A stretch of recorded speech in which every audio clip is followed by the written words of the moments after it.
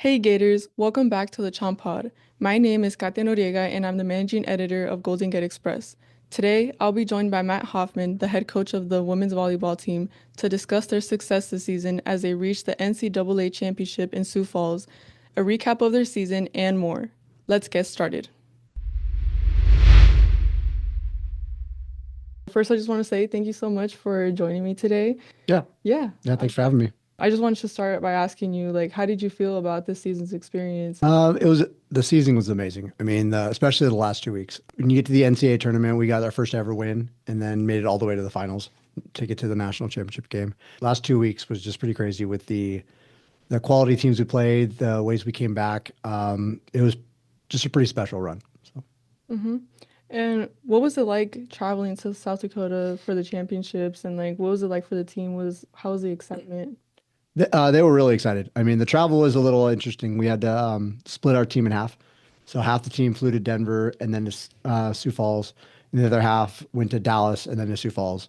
But yeah, it was good. It was a little colder than here, but they were pretty excited to have the opportunity. When you get to that level, there's a lot of ways they make you feel really special. So that was fun for them. Hmm. And I know you guys won the first two rounds of the championship. How was it like getting to advance and knowing that the team was getting far in the championships? That was pretty incredible. I mean, once you get to that level, you're playing really, really high quality teams. And in both matches, we had to come from behind. So it was just a lot of excitement, and we just came up a little short in the last one. But yeah, it was a great run. And each match, we kept building on that excitement and kept having fun and enjoying the process. So. Give me a full walkthrough in that last game. I know it was a lot going into it, and I was also watching as it was happening, and I was really excited to see the team kind of show resilience. So, can you tell me more about that? Yeah, so the first two sets we lost. And each one of those first two, we were up kind of later in the games and we kind of let it get away. And I was really proud of them for, we come back after being down 2 games to 0 and win the third pretty convincingly, win the fourth pretty convincingly. And then that fifth game was just back and forth the entire time. They just came out just 2 points better than us in that last set. So, yeah, it was pretty cool to come back in that game and watch them have a lot of grit and resiliency and a lot of fight in them. What were your words of encouragement, like knowing that you guys were down 2-0 and like as a viewer, I feel like I saw like the the efforts and the motivation that it took to get them to tie the game and tie the match, and it was pretty interesting to watch, pretty exciting to watch. So, what was like the team like feeling, and what were your stance on that? The thing we kept reminding them was to just keep playing loose. Because when you get in those moments, if you get tense or tight, you tend to not play as well. And so we just kept reminding them to play loose, enjoy where we're at. Look where we are, kind of thing. Like we're at the national championship game. This is pretty cool. Not something to kind of get tight about, but just to kind of relax and kind of lean into it a little bit. And as the game went on, you could see them loose, playing more loose, smiling more, having more fun, and we played better when we were that way. And we were down 2-0, in the first match too. So we kind of were comfortable in that environment. Could you tell that, I guess, that kind of helped the team like um, get more plays in as they were seeing that they were losing 2-0, but just seeing that motivation gave them more to build off of? Yeah, you definitely could see it there when they were loose. The bench was dancing and the girls were smiling and not looking so serious. You could see that change in them, and that came out on the court in just a relaxed environment, and that's exactly how we needed to be. Hmm. Can you tell me more about your players like Izzy and the Divorce Sisters? Can you tell me more about how their game was in that match and what was also how were they kind of encouraging other teammates? Yeah, so that game was a very good reflection of us as a team in terms of how we spread out the offense. Kimbo did a great job of distributing the ball to all of our hitters, and our serve receive, Izzy and Bree mostly did an amazing job of getting us in system. So each one of them did kind of their part. And then Tamaya Wilson, Aiden Goodrich, Saucy Garza, and Katie Parker did a great job filling whatever they needed to do. But we were very balanced between, our four of our attackers, which is kind of exactly how we tend to play when we do well. So yeah, AZ, Kimbo, and Bree did a great job of anchoring down, particularly those first two contacts, the pass and the set, which allowed us to be good offensively. Can you tell me like a key moment that you want to highlight? So the first match we played, we were down 2-0. And I got stuck at an interview for ESPN, and I basically didn't have time to talk to the team in between games 2 and 3. So we're down 2-0, and I don't have time to say anything. And all I had time to do was to get to them and say, "This would be one really cool story if we came back to win. Let's go."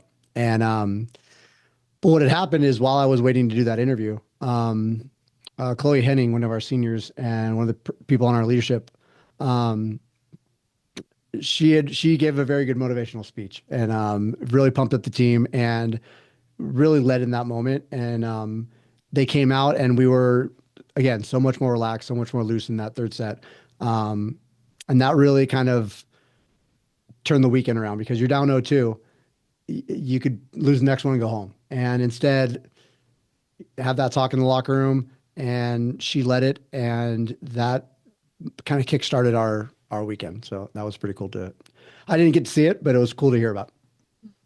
And you mentioned ESPN. How was it like being on national television and knowing that you were representing the Gators out there? That was pretty cool. That was there's not a lot of times that as a Division II athletic team that you get to be on, ESPN and have commentators and cameras out there on the floor and all that stuff. That was a very cool part of the experience.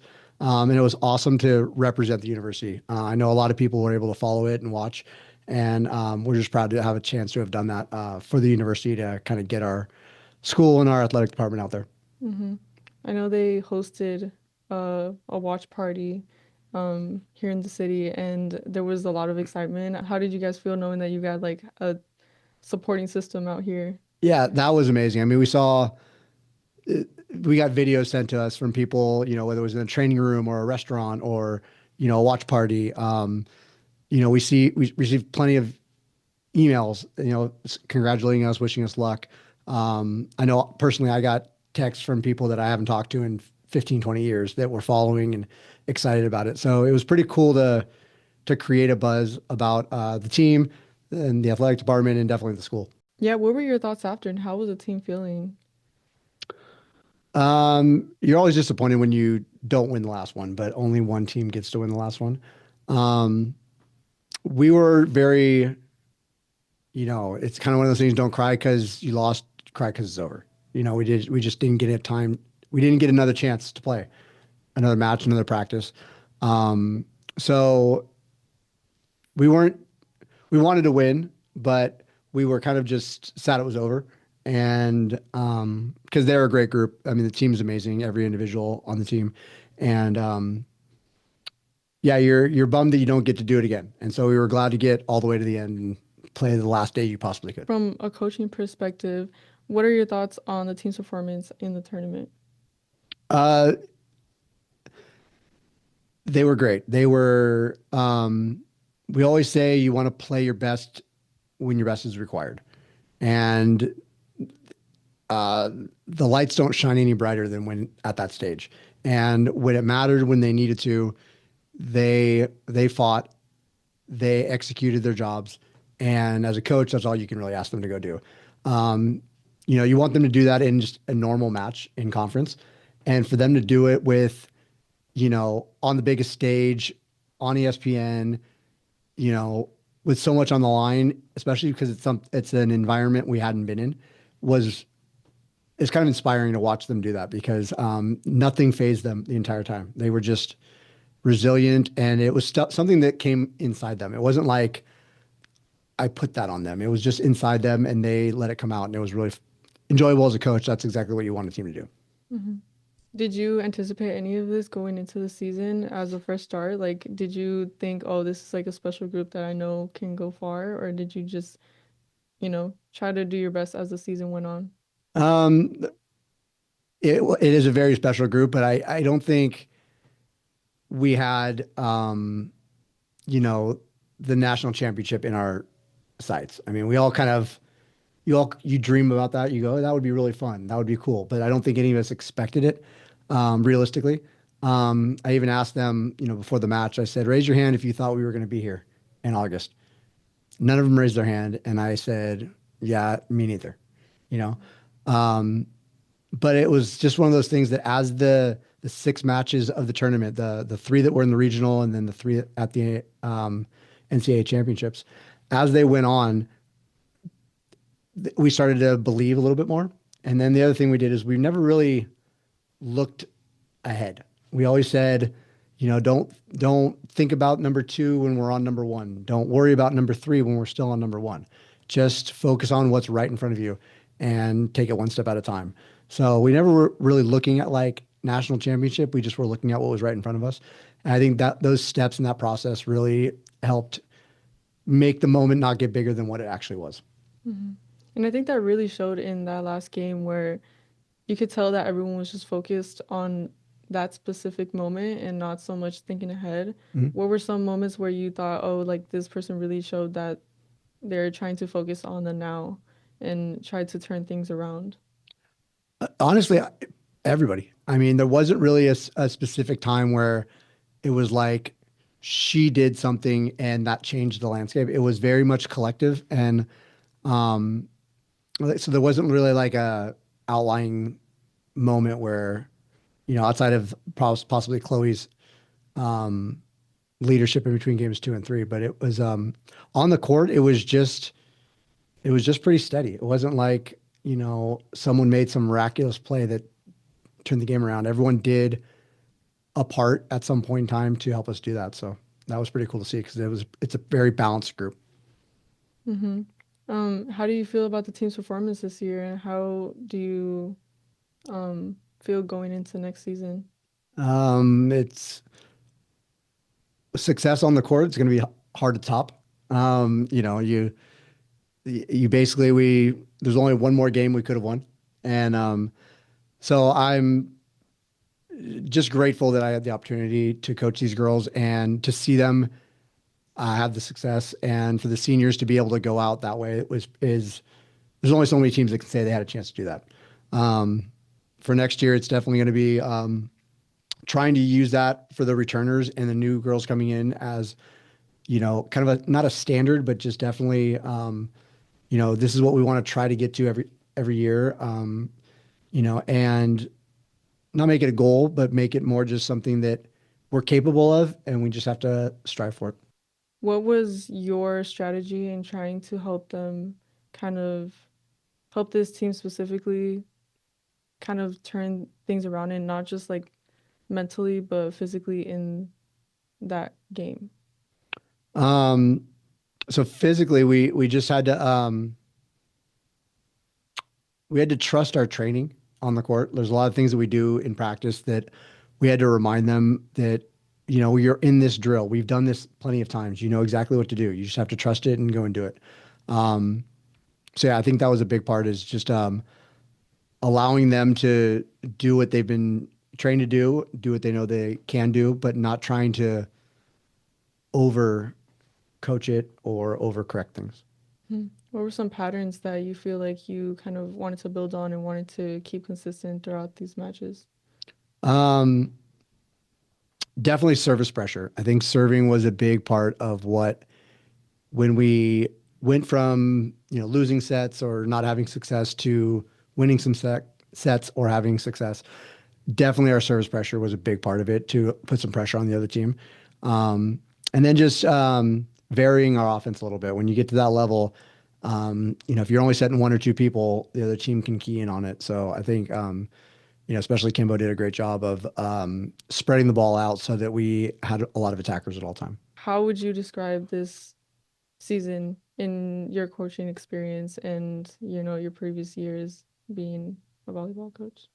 It's up there near the top. I mean, it definitely, you know, it, one of the things that I talked to the group about after the season was over was we talked about the word ever.